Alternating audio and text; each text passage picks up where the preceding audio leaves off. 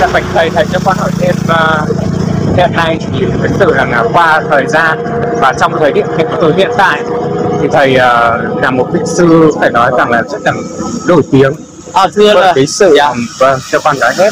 Bởi nếu như mà cái sự trào lưu mà vẫn có một số người hoặc một phái đoàn tập đoàn nào đấy họ cũng đi theo thầy thì thầy sẽ có cảm nghĩ như thế này. Thầy cái này đủ hôm nay cái này có đủ rồi. Thưa là hôm nay nhận đủ rồi. Thầy gì đẹp rồi. Con thưa với anh là con là không phải sư là thầy gì cả. Con buồn quá, hôm nay con đi lặn lội từ thị trấn lên đây. Dạ. Bỏ lỡ cơ hội gặp thầy. A Di Đà Phật. Con là không phải sư, không phải thầy gì. Con là một người đi tập học, giữ gìn giới luật của Phật đi học. Nhưng mà giờ có nhiều người đi theo là họ tự nguyện đi. Con không có mời họ, con cũng không có đến dụ dỗ họ đi theo như thế này thế kia cả. Hay là không khuyến khích hay là nói để cho họ đi theo mình. Mà con cũng không là nhận người hay là có gì giả gì đi theo con cả. Nhưng mà họ tự nguyện đi, họ đi được bao lâu thì đi, nhưng mà con cũng không hề xua đuổi. Đuổi họ đi nhưng mà mình tham nhận mình để mình vượt qua. Tại vì có nhiều người đi theo mình thì cũng có nhiều người tốt, có nhiều người không tốt. Có nhiều người thì họ đi là theo để họ học tập. Có nhiều người đi thì mục đích của họ là quay phim chụp hình, nói câu hai câu view thôi, với lại cái mục đích cá nhân của họ. Nhưng mà cho dù họ không mục đích gì đi chăng nữa, mình không hề để ý. Mình quan tâm họ, mong cho họ làm sao vui vẻ hạnh phúc là được. Muốn đi thì đi, muốn về thì về, muốn quay phim thì quay phim. Như con đi như thế này, họ nói là đi theo có ekip quay phim. Cái tâm thái mình buồn, mình nhớ một mặt kỳ học. Mình chả cần, kể cả họ nói mình không có thôi. Trai con đi mục đích của họ tùy theo mục đích. Tùy theo, không phải ai cùng mục đích giống nhau cả. Có người tu hành đến mục đích này, có họ tu hành đến mục đích kia.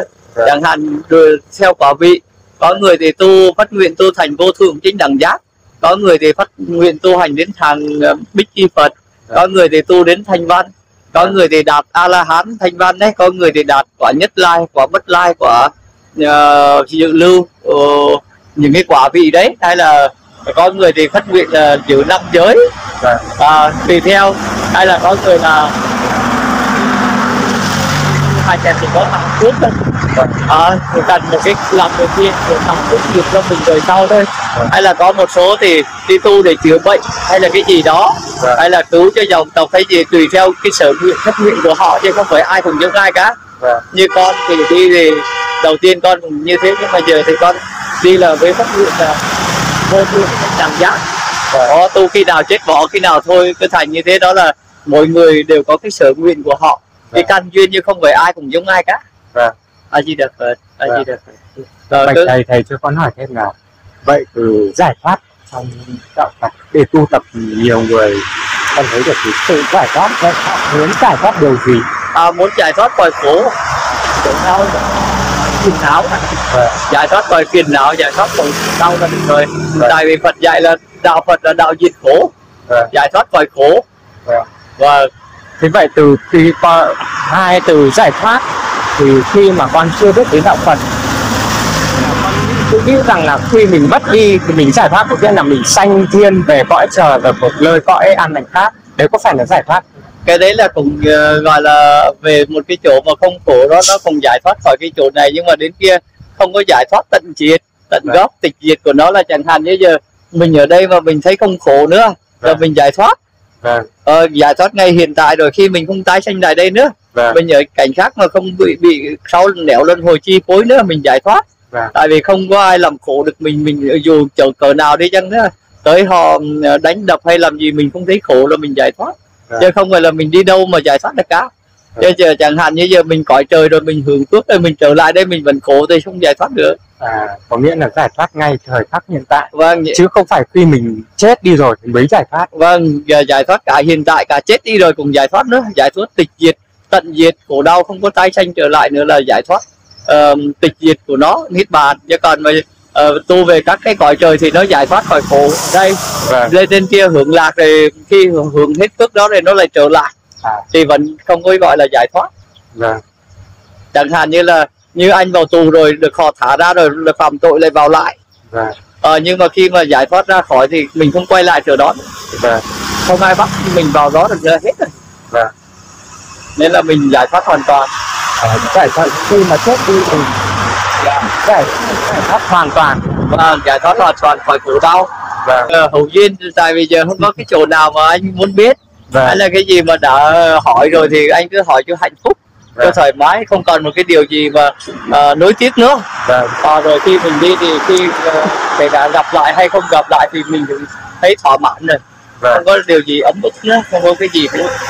Đối với con một vài phút hay là sao mà vui vẻ, hạnh phúc, an lạc, mình đạt được thì cái của mình cần là được. Thế giờ bạch thầy cho con hỏi thêm là một người xuất gia sau khi mà họ già đi, họ có những cái như là tai điếc này, ví dụ như là tay chân mềm yếu hoặc bị tê liệt, như vậy khi họ chết đi họ có giải thoát được hay không? Khi mà ở đời có nhiều người bị bệnh bị kia, nhưng mà khi thân họ bị bệnh nhưng mà tâm họ không bệnh, họ vẫn giải thoát. Không cần phải thân, có nhiều người phước báo bệnh tật tới nhưng mà khi tâm họ gọi là giải thoát, thân bị bệnh nhưng mà tâm họ không hề run sợ. Họ vẫn sợ. Dạ, A Di Đà Phật. Họ vẫn bình thản trước cái sự đau đớn bệnh tật của họ, nhưng họ không nối tiếp vào đời nữa, họ vẫn giải thoát. Giải thoát là ở tâm chứ không phải ở thân. Thân là một phần đấy thôi. Chủ yếu tất cả mọi cái là đều với tâm, mình buông bỏ rồi mình xả được là được. Đấy, qua trò chuyện trực tiếp với thầy con mới hiểu ra A Di Đà Phật, thấm hơn. A Di Đà Phật. Giống như là sa mạc gặp cơn mưa vậy á. Đúng là giải thoát từ tâm chứ không phải là từ thân. Thân này con sẽ thấu hiểu nhiều hơn. Mình cho dù vào những cái người mà bị bệnh co quắp, tại vì ở đời thì không có ai tránh khỏi 8 cái nỗi khổ, sanh già bệnh chết, ái biệt ly khổ, oán thân vội khổ, ngủ ấm chí thành khổ, cầu bất đắc khổ đây. Đó, những cái đấy thì không ai tránh khỏi 8 nỗi khổ đấy. Bệnh là cũng một trong 8 nỗi khổ đấy, ai cũng chết thì tu hành mà họ giờ anh chạy tới hỏi nữa là đó là một số bị bệnh, nhưng một số nữa là già chết co quắp, đó là có giải thoát không? Cũng giải thoát. Tại vì thân bạn ở đời ai cũng chết cả, ai cũng bị bệnh cả, chứ không phải là ai không có bệnh đâu. Nên là bệnh mà bệnh, họ bệnh như thế nhưng mà tâm họ không bệnh. Thân bị bệnh nhưng mà tâm không vô bị bệnh, vẫn giải thoát. Quan trọng là mấu chốt vấn đề. A Di Đà Phật. Vâng. Thì bạch thầy cho con hỏi thầy, ngày xưa thầy Đức Phật ngày xưa có thầy trụ trì không? Thời Đức Phật thì có Đức Phật là Đức Phật thì nói ra như thế, ai cũng coi như là ngài là chủ trì, nhưng mà ngài thì nói pháp thế thôi chứ ngài không có hề có chủ trì gì cả. Chủ trì giải thoát, đã là chủ trì rồi thì không giải thoát. Đức Phật đâu có chủ trì ai đâu, ngài chỉ nói pháp lên như thế rồi, ai muốn tự nguyện đi theo, còn ai muốn là ngài không ép phạt, không ép buộc thì làm sao có chủ trì. Là ra giải thoát, còn chủ trì thì đâu có giải thoát. Đúng không? Chủ trì mình đang quản thúc người ta mà tự nhiên giờ pháp môn mà đi quản lý người ta rồi thì có gì giải thoát nữa. Thì bạch thầy cho con hỏi thêm, như thầy nói là đã là chủ trì thì không giải thoát được. Thì mình tự chủ trì cho mình chứ giờ mình đi chủ trì người khác rồi thì là giải thoát hết rồi, mà còn chủ trì thì cái từ đó thì đâu có giải thoát được nữa. Giờ anh quản lý con thì làm sao, giờ con đi chỗ này chỗ kia rồi anh không gặp được, không quản lý được anh. Mà còn phiền não thì còn khổ. Đúng không? Thì đang còn phiền não và nói giải thoát thì không có. Không, họ giải thoát cái gì chứ mà giải thoát phiền não như Phật thì không có. Anh cứ thử về nghĩ mà coi, anh giờ quản lý vợ con anh, chủ trì là anh đã phiền não rồi, nhưng mà khi anh để vô vợ con anh muốn đi đâu đi, muốn làm gì làm, không quản lý nữa thì giải thoát. Mà nếu mà mình vẫn còn nghĩ nữa là mình người cha đấy, người lớn trong gia đình mình quản lý thì mình vẫn bị phiền não. Họ làm sai, mình làm sai ý mình, cái mình sân lên không được, tham lên si không được, thì cái đấy là đã là giải thoát, thì không có cái khái niệm gọi là chủ trì nữa. Nhưng mà cái chủ trì đó thì mọi người tự gán cho Đức Thế Tôn thôi chứ ngài chả có đâu. Ngài giải thoát tận diệt rồi, ngài chỉ có nói pháp như thế thôi, còn ai muốn hành theo thì hành, còn tu hành theo, chứ ngài không có nói là ngài là giáo chủ hay là cái gì cả. Một vị giải thoát thì chỗ nào cũng bình đẳng như nhau cả. Dạ bạch thầy cho con hỏi thêm, nếu như mà về Phật pháp của Đức Như Lai thời lúc bấy giờ thì tại sao người đời không học? Ví dụ như thời Đức Phật ngày xưa không trụ trì, thì tại sao hiện tại thì bây giờ lại có thầy trụ trì? Cái đấy là do nhân quả nghiệp duyên hắn chiêu cảm nên như thế. Tại vì có những người phải có người trụ trì, mà không cần trụ trì, chỉ cần nói qua là tu hành được. Có những chúng sanh thì phải cần những cái trụ trì đó gieo duyên, rồi khi mới dạy được. Thì cái thời tùy theo cái hoàn cảnh, từ cái thời điểm khó khăn. Bây giờ mà ta một cái không có người trụ trì hay ấy huấn luyện cho họ, tạo cho họ, thì họ lại không đi theo học tập theo nền đấy. Giống như anh ở nhà huấn luyện dạy cho một ai đó mà không quản thúc, không chăm nom họ, thì lại không để cho người đó này giống như cái cây anh uốn đấy, không theo khuôn mẫu mà không ấy thì họ lại thất bại. Nhưng mà tùy theo căn duyên của chúng sanh, của nghiệp báo của từng người, thì họ cần như thế để học gieo duyên.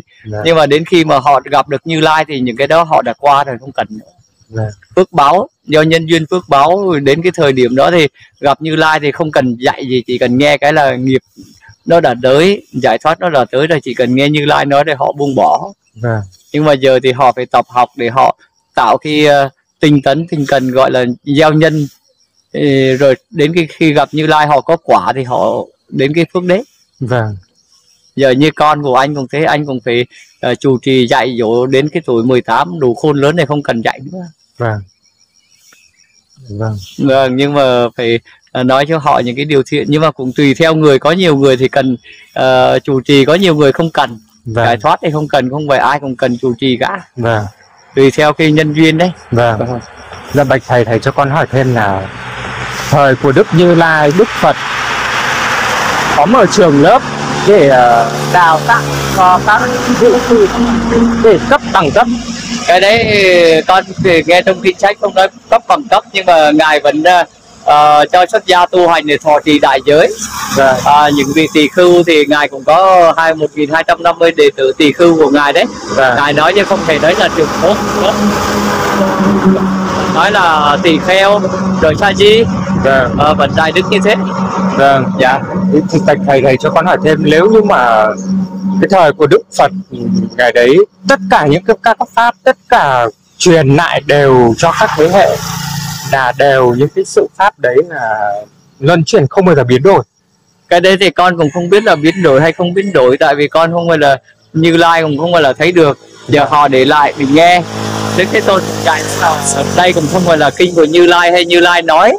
Nhưng mà ai học rồi đem đối chiếu với kinh, với luật, với lại thực hành, đem ra thực hành mà an lạc thì đúng lời Như Lai, mà đem ra thực hành mà không an lạc thì không phải lời Phật. Nhưng mà mình cũng không biết là biến đổi hay không biến đổi. Vì chủ yếu mình niềm tin thế đó, gọi là đem đến bỏ được tham sân si cho mình nhé, thì giải thoát được thì mình nên học, còn không thôi cái đó cũng không nghi ngờ. Dạ bạch thầy cho con hỏi là hiện nay thậm chí là đã thành lập từ lâu về cái sự mà trường giáo hội Phật giáo. Thời Đức Phật ngày xưa không có trường giáo hội Phật giáo, thì tại sao thời nay lại mở trường lớp đào tạo giáo hội Phật giáo và cấp bằng cấp? Cái đấy thì điều đó thì là cái đấy là việc của xã hội theo nghiệp chiêu cảm của mọi người, của chúng sanh thôi. Ai muốn thành lập giáo hội Phật giáo thì cứ thành lập, ai muốn cấp bằng thì cứ cấp bằng, ai muốn tu hành theo hành vi của họ đấy. Thì cái đấy việc của họ, chứ mình cũng không biết là đúng hay sai. Nhưng thời Đức Phật ngày xưa không mở đào tạo lớp và cấp bằng. Thời Đức Phật tại sao thời nay lại đi mở những cái khía cạnh như thế khác của Đức Phật ngày xưa? Cái đấy nói gán như Đức Phật thì mình không biết, nhưng mà giáo hội hay Phật gì hay con cũng không biết là như thế nào. Nhưng mà họ muốn làm gì thì thấy họ hợp thời đấy, họ làm mình không biết họ đó là đúng hay sai. Họ mình công việc, còn mà Phật Thích Ca không có thì mình học theo ngài thì mình không làm. Còn ai muốn làm chứ, giống như anh muốn ở nhà mà anh có điều kiện, anh muốn xây nhà mua xe tùy anh chứ. Nhưng mà anh đấy là không muốn làm xây nhà, anh đi làm việc khác thì tùy mình chứ. Ai muốn mở trường xây dựng thì mở trường, ai muốn giáo hội thì giáo hội, ai muốn tu hành thì tu hành, tùy theo mình làm công đức thì không ai tước đoạt của mình được cả.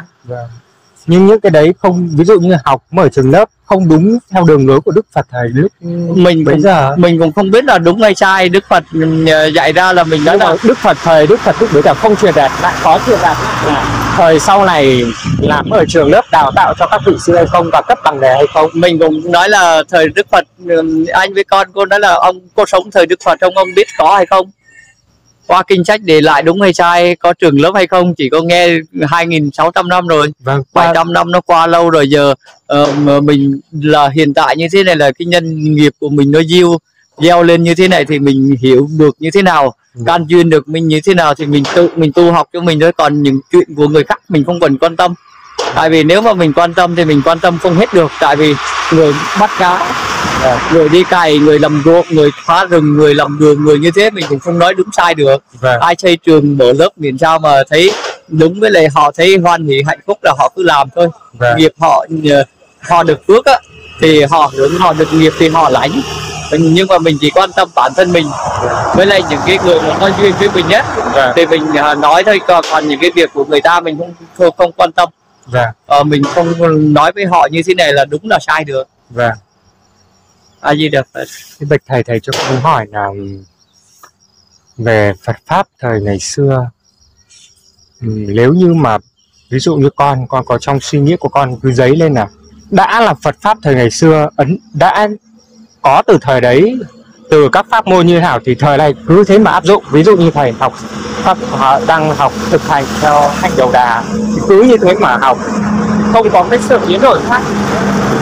Cái này tại sao này, ví dụ thời Đức Phật ngày xưa có về mật tông hay không, ví dụ như thế. Thưa anh là cái mà nói là Phật pháp như thế nào để mà học theo được căn cơ của chúng sanh từng khác nhau.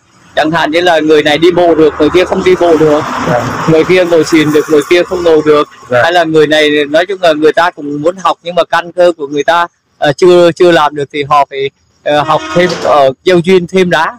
Làm Phật tử gieo duyên và ở những cái chỗ khi nào mà họ đủ đức đủ lực rồi thì họ mới hành đầu đà được.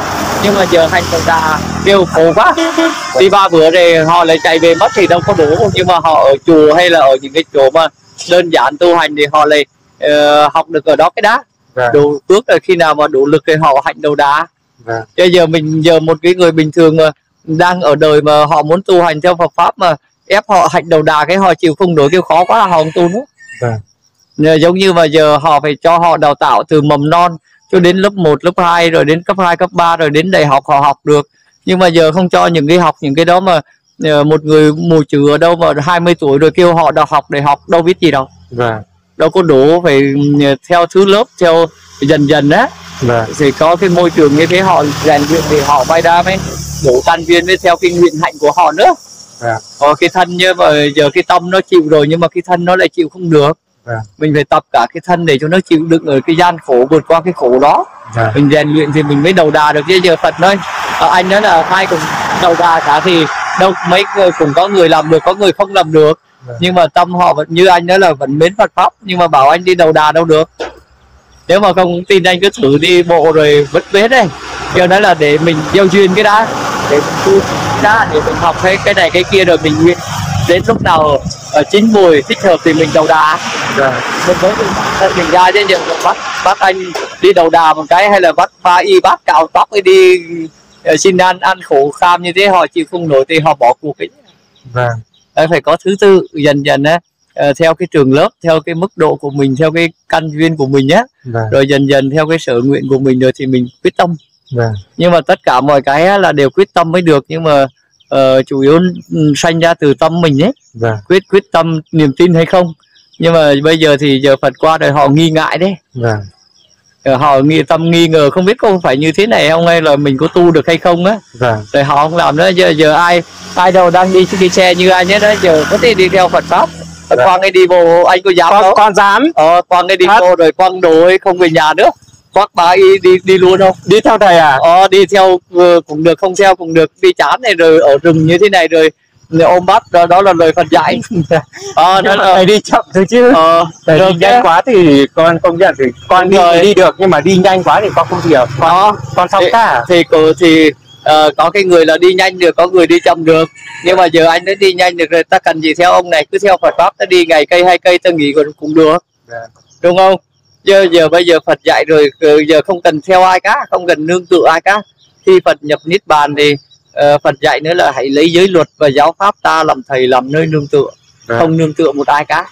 Mình đi chậm hay nhanh là tùy thích. Giờ nói là giờ tôi đi đau chân quá, tôi ngồi đây, tôi ngồi thiền để nghỉ, mai tôi đi cũng được, cái mắc mới gì phải đi. Thầy nhận con làm đệ tử đi, con buông bỏ hết luôn. Tại bây giờ con thì không có nhận đệ tử, không có nhận thủy giả, tại vì giờ mà anh đi tu hành ấy, buông bỏ tại đây á, thì bộ hành rồi học tập tu hành phải xin cha mẹ cho quy y Phật pháp tăng đồng ý rồi. Nếu mà có vợ con hay gì hay tự mình chặt bọc được á, là anh em huynh đệ rồi lên đường học theo lời Phật cứ thế tôn thôi. Con là biết được cái gì thì con nói chia sẻ với mọi người, cùng học tập lẫn nhau, đều là đệ tử hướng. Bây giờ thì mình không phải là đệ tử Phật được, tại vì Phật không đồng ý cho mình, không có chứng cho mình là đệ tử.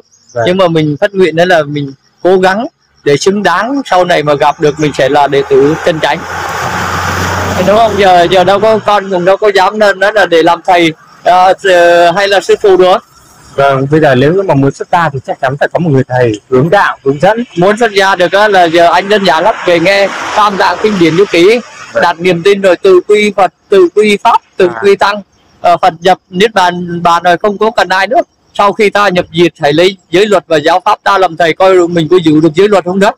Tự đứng giữa trời tự nói mình tên là như thế này rồi xin tự thọ trì A Di Đà Phật, tự thọ trì đại giới, tự tu hành, tự thân nguyện tam y nhất bát, sống đời sống ở rừng, ở nghĩa địa, ở bãi tha ma, ở hang đá tu hành. Nếu mà mình chấp nhận được những điều đấy tự mình làm, tự mình bất nguyện, không cần một người thầy nào, không cần ai hết đó. Tự mình nghe theo Phật rồi tự mình niềm tin như thế rồi tự mình ý chí tự mình làm. Chứ giờ ai đâu, giờ có Phật đâu cho mình. Giờ thầy thấy giờ một người như thế này tự nhiên nói quy y làm thầy đâu được. Họ đủ tư cách gì, họ đủ giới, đủ định, đủ tuệ, đủ tâm minh, đủ thấy biết hết tất cả chưa mà dám nhận làm thầy. Thế là Phật ra cái giới luật đó rồi là mình phát nguyện như thế rồi mình tinh tấn có như thế hay không đó. Rồi khi đó mình không có hối hận ai cả.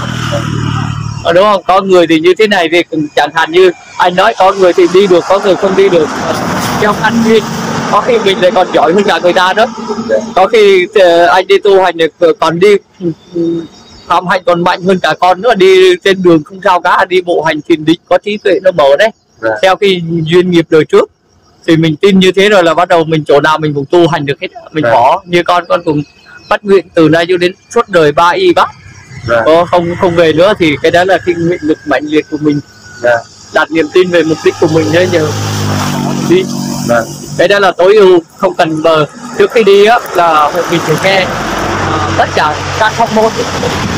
Phật nói là 84.000 pháp môn, thì những pháp môn gì, giới luật là những cái gì, giới như thế nào, định như thế nào, tuệ như thế nào, phương pháp tu hành như thế nào, hay là cái gì đó gặp những vị mà họ đi trước thì mình đi theo, hay là cái gì tới để tham khảo với họ, cách thức của họ, rồi bắt đầu khi mà hình thành cho mình đầy đủ rồi đó, tự mình bước đi.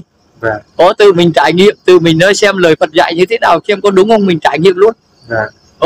Từ cảm giác xả bỏ tài sản, không có cái gì để xem tí nữa cô lo, cô đói không đã, ai cho cái gì, chẳng hạn như là tí nữa là anh phải vào quán ăn cơm đúng không? Nhưng mà giờ mình quăng hết rồi, nhìn đây giờ ai cho mình ăn đây, dám chấp nhận ôm cái bát đi xin ăn để họ chửi. Họ nói là như hồi nãy con đi vào các thầy đây là đi theo, là con nói là các thầy mà chưa bỏ được á là đi khất thực thì muốn đi thì vứt tiền bạc ấy rồi nhận đồ khất thực. Nhưng mà mình còn tiền á thì mình vào chợ mình mua mình ăn ngày một bữa. Mình đúng cư sĩ thì vào họ nói là ông này đi tu có mấy người đi mua trước hay cho, đi cho, mà mình đâu có cần cái đó đâu. Nhưng mà họ chê như thế là mình vẫn không có hề gọi là nổi sân với họ. Mình vẫn im lặng, mình vẫn mỉm cười, họ nghĩ sao nghĩ. Nhưng mà cái thực tế mình đâu không cần, giống như mà anh xả bỏ rồi, rồi vứt bỏ tiền bạc rồi họ mang tới, có người không ăn đấy, nhưng mà anh không cần tại vì mình không ăn nữa. Thì họ cũng nói sao đi để chờ nữa mình cũng không cần. Chẳng hạn như giờ anh vứt xe rồi, có người vác xe tới đi theo để cho anh ngồi, nhưng mà thực tế anh không cần thì đâu có tiền gì tới anh đâu. mình xả bỏ mình đi. Cứ đi để cho anh hỏi cho thoải mái, mọi người cứ đi trước đi, cứ đi trước chờ con một chút rồi cứ lên. Cho con hỏi thêm là ví dụ sâu sắc hơn một chút. Dạ. Ví dụ về cái sự mà xuất gia này, học tập, tu tập theo đạo Phật, là những điều đấy tự mình có thể làm được. Tự mình làm được, tự mình nghe kinh sách đầy đủ, xong rồi đặt niềm tin, gọi là tín lực, tấn lực, niệm lực, định lực, tuệ lực. Tự mình đặt niềm tin, có nghe kinh sách rồi tiếp. Bây giờ thì xin đủ tri thức là rất là hiếm, gặp được xin đủ tri thức rồi, nghe giáo pháp rồi, nghe đặt niềm tin rồi, lóng tai nghe rồi, bắt đầu tự mình niềm tin, có tín lực rồi, bắt đầu mới có nguyên lực, có tín khuyên hành đây ghép ra hành. Người ta đi có tài sản như thế này, tự nhiên đứng ở đây xả bỏ 3 y bát, kiếm cái vải quấn cao tóc đi luôn, trải nghiệm cái sự xả bỏ coi thế nào đó, danh lực như thế nào. Biết thấy chứ, con là biết tự bây giờ con xả bỏ hết luôn. Đệ tử là tự làm đệ tử Phật. Phật nói rồi, nếu bây giờ mà con là thành chánh đẳng giác là con nhận anh đệ tử ngay. Nhưng mà tại vì con chưa thành chánh đẳng giác được, con đang phát nguyện. Thì vậy biết đến khi nào? Nhưng mà rồi cũng đủ duyên. Nhưng duyên phải tới có một người thầy hướng đạo chứ. Bây giờ tự nhiên con xả bỏ tất mà không có người thầy. Bây giờ có người thầy giống như một người trẻ con mới sinh ra mà không có mẹ thì đây rất khó. Có người thầy đây. Người thầy là không có sát sanh, không có trộm cắp, không có tà dâm, không có nói láo, dù không có tiền bạc, cất giữ những cái giới luật đó là thầy. Không ai thầy hơn cái đó cả. Không tài sản, không nhà cửa, không con cái, không vợ con, không có ruộng vườn, không có xe pháo, xe cộ, sống ở rừng ở núi, ăn ngày bữa 3 y bát, sống mà phấn tạo y như thế là thầy. Giữ được là thầy, cứ giữ ở trên này là nó là thầy của mình đấy, chứ không có ai thầy mình được hơn nữa. Hết cỡ rồi, hết tận gì này, có giới, có định, có tuệ là thầy. Đó là mình giờ cần gì ai hướng dẫn mình nữa, những cái người hướng dẫn mình có làm được như thế đâu. Mình lấy cái giới đó đặt điều gọi là anh về tìm ở trên mạng á, đầu tiên thì chưa có, nhưng mà 5 giới là cái gì, rồi 8 giới là như thế nào, cách hành trì, 5 giới cách hành trì, 8 giới rồi 10 giới, rồi 250 giới luật là những giới gì. Học những giới đó rồi bắt đầu thọ trì, rồi nghe kinh sách Bắc Tông, Nam Tông, Tam Tạng kinh điển, tạng kinh, tạng luật, tạng luận, đầy đủ chuẩn bị cho mình một cái kiến thức, cho một cái đời sống khác tính thế đâu nào. Kể cả bây giờ không cần nghe, anh cứ xả bỏ tại đây, đi lên đường bộ hành rồi gặp chỗ nào rồi mình học kiểu đấy. Có điện thoại đấy, anh cứ dở ra anh học dần dần đấy, không còn nuối tiếc điều gì, rồi dần dần quen rồi nó cũng được. Cứ giữ giới, đầu tiên là cứ giữ giới, ăn chay, ăn ngày một bữa cho được cái đã. Rồi tập ấy đừng có dùng tiền bạc nữa, đừng có lấy tiền bạc của ai nữa, đừng có bao giờ nhận đồng tiền nào của ai cả. Đi ăn ngày một bữa trước 12 giờ. Rồi giữ thêm đừng có bôi dầu thơm, nói chung từ bỏ dục tham, dâm dục là chắc đừng bao giờ tư duy đến dâm dục nữa. Bỏ được cái đó là mình tu hành. Những cái pháp môn Phật dạy á là ngoài mục đích bỏ tham sân si, pháp môn nào cũng thế đem đến để loại tham sân si. Cho dù có 84.000 pháp môn hay còn nhiều môn đi chăng nữa, mục tiêu của nó là cùng tiêu diệt tham sân si. Tiêu diệt tham sân si được là giải thoát. Đó, giờ mình còn xe còn đồ nào còn tham sân si. Giờ mình hết rồi, mình tham sân si với ai nữa. Đó là bỏ cái đó thì mình xác định người thầy của mình như thế rồi là mình lên đường hết. Thầy cho con hỏi thêm là vị tỳ kheo khi mà họ lên tỳ kheo thì có bao nhiêu giới? 250 giới giữ tỳ kheo. Vậy thời Đức Phật ngày xưa học thuộc 250 giới đấy mới được dạy lên tỳ kheo, hay là không cần học thuộc? Không cần học thuộc, mà trong tâm họ tự giữ, họ không bao giờ phạm cái giới đó. Kể cả cái giới mà không sát sanh, họ không thuộc, nhưng mà họ nhìn thấy Phật bao giờ giết là tự nhiên trong tâm họ đã có cái giới không sát sanh rồi. Họ bao giờ người mà học thuộc giới rồi nhưng mà vẫn sát sanh thì họ vẫn không phải là tỳ kheo.